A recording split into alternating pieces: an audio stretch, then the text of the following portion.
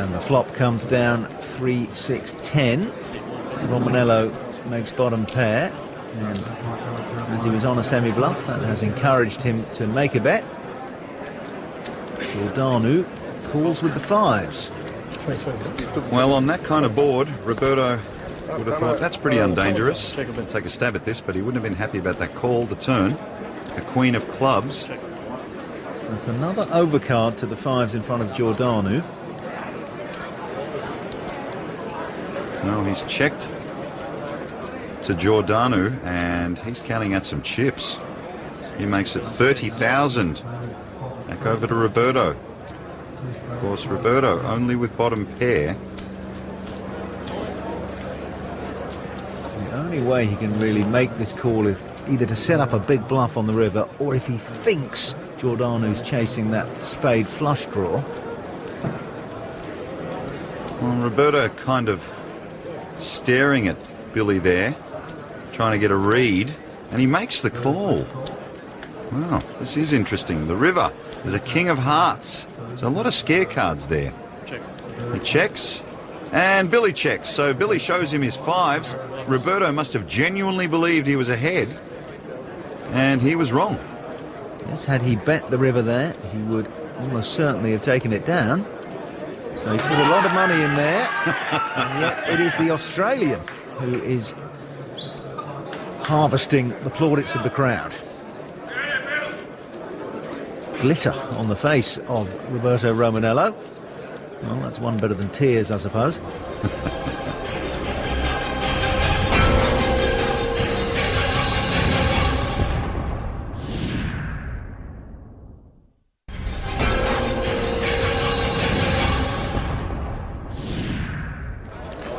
The button is on Tony G, who shouted the gallery a round of drinks. How very generous. And the action is on Roberto Romanello from Wales. He looks down at King Deuce offsuit and lets it go. Billy gets out of the way. Round to Phil Ivey with King 4 of diamonds. He lets it go. Tony G's got sixes, and he makes it 25,000 over to Masa Kagawa. He has a suited King 10 in spades. Nothing much has been going the Japanese businessman's way so far. And he doesn't fancy the King 10. Let's see how Howard Lederer feels about the slightly inferior Queen 10. Has money in this pot already and would be playing it out of position if he chooses to call.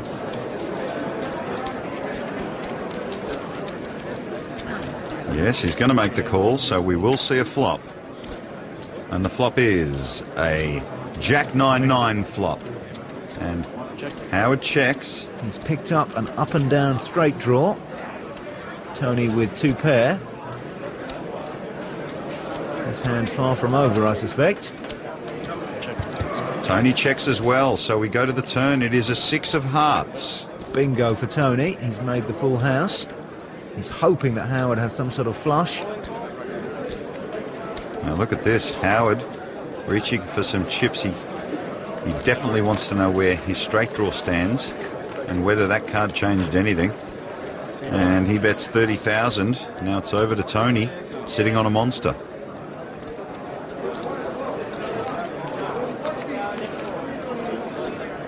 He checks his cards, remembering always that these players only have 30 seconds to act. So Tony really using up his time here. Trying to look as weak as possible. 60. Makes it 60,000, so only a structured raise there. Perhaps Tony is trying to entice Howard to re-raise him.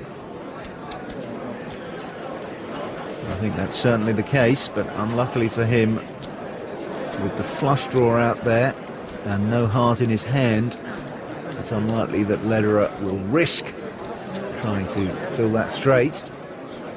Well, Howard is too smart for that. He lets it go. He's not going to chase anything here. And Tony G will take a pot of just over 110,000.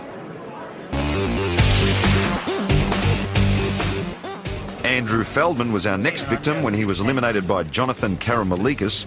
The young Englishman posted ace-king to Jonathan's ace-3. A fatal 3 on the flop sealed his fate. "It's not my day," he murmured as he exited in 12th place.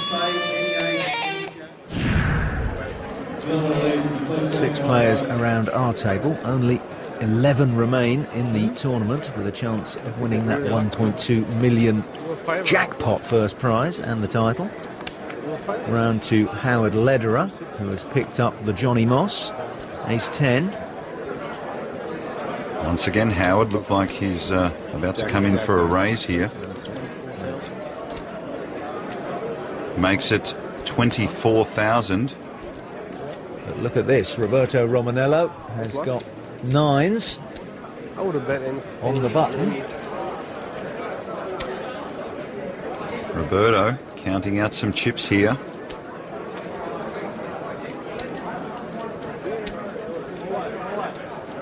Seconds. And he raises the pot. So over to Billy now. Billy with 7-8 of spades. Needs to put 84,000 total in the middle. Billy having a really long, hard think about this. Maybe he likes this kind of hand. A lot of the pros do, but unfortunately for Billy, I think that's just a little too expensive, and he makes the right decision. So it's back around to Howard Lederer now with ace-10. A nasty spot for Howard. And look at this. He's called. I call. That's nice. I'm happy for Save it for the bus fare home. Roberto telling Howard how much he's got left, and Howard saying, "I'm very happy for you." Bus fares, I'm so lucky. Roberto only has 6,000 left, so one would imagine that after the flop, no matter what it is, they're just going to stick it in You there. nearly got another drink, nearly double up. The flop comes Jack, Deuce, Deuce. Roberto is ahead. betting blind. They will stick the balance of their chips in there, as they do, and reveal their cards. So Howard won't be too thrilled with what he sees. You're going to show it? And Roberto is in very good shape. The turn is a 7 of hearts, so one card remains. And Roberto can take a seat back down again, but if Howard strikes an ace or a 10, he will eliminate the Welshman. The river is a 10, so we lose Roberto Romanello. What a thunderous river card. Yeah, they call it the river because you can drown in it, and I'm afraid Howard Lederer just put the diminutive Roberto Romanello in a sack with a rock. 192,000 in that pot, and the Professor of Poker is pulling them in.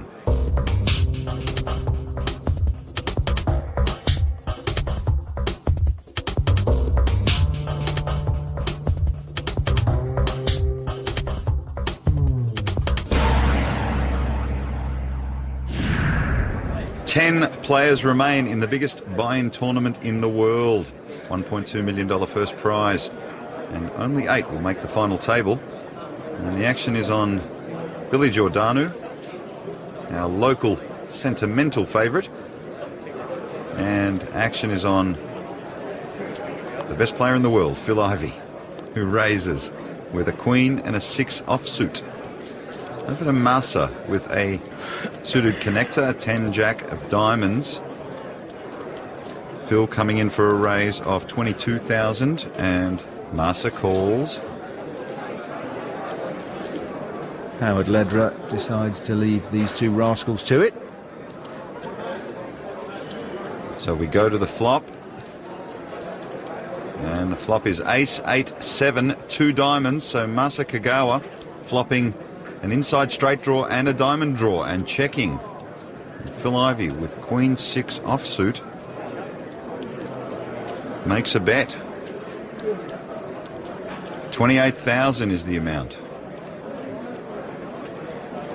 Well, Masa Kagawa must like this hand. And he moves all in.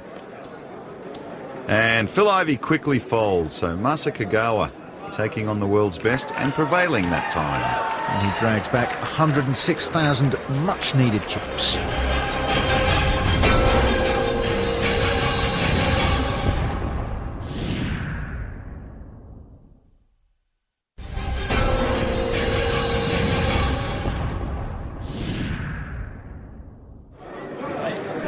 Still 10 players left in the tournament, trying to get to that final table of 8. Button on Masakagawa, action on Tony G. And he makes it 23,000 to play.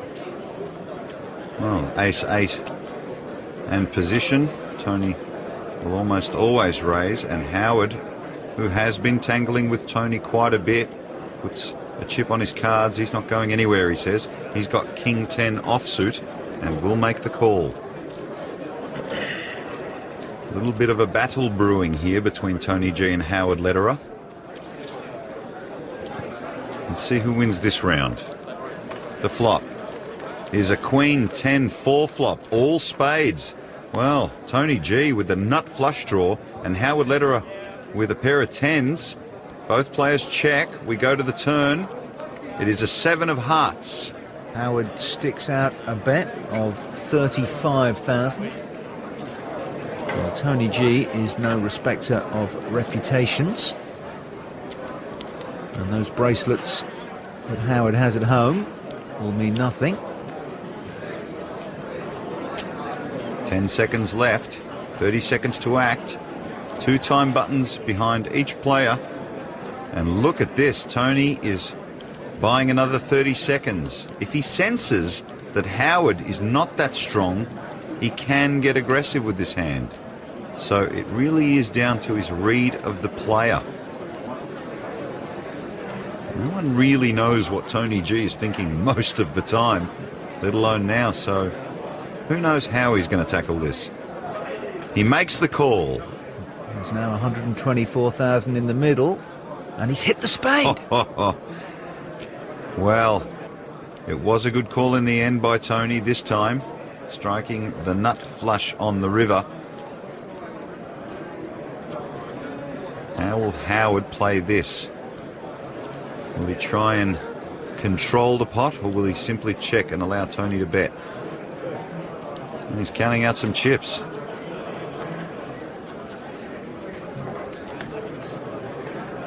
Time has been called on Howard Lederer. 60,000, he announces. That's a healthy bet, and Tony G is going to be thrilled at this. Can he get the rest of his chips? He does. He just puts it all in, figuring that Howard will simply call because he's pot committed. Those 4 spades on the board let Howard know that his 10 is no good, and he decides to hold on to the remainder of his chips. Well, that is a big pot for Tony to win. I take it all. He's all smiles now. The bike's getting warm. Where's Tony the bike? referring to his bike and his new favourite saying, on your bike, suggesting that he's going to send Howard home. You can see 1 card. Offering Howard the choice of seeing 1 card. Howard takes that choice and flips the 8 of diamonds.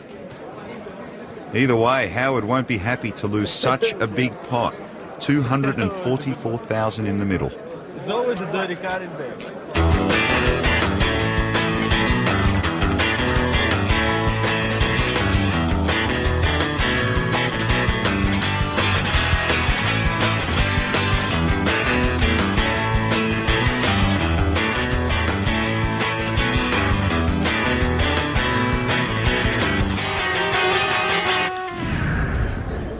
Button in front of Phil Ivey. Lederer to act. He has King 5 suited. And Howard losing a very big pot to Tony G. Round to Tony G now. Looking at ace-9 off suit. Friends. And completing, and Massa checks his option in the big blind. He goes check, check. And the turn card's an 8. That gives Massa an inside straight draw. He'd need a 6.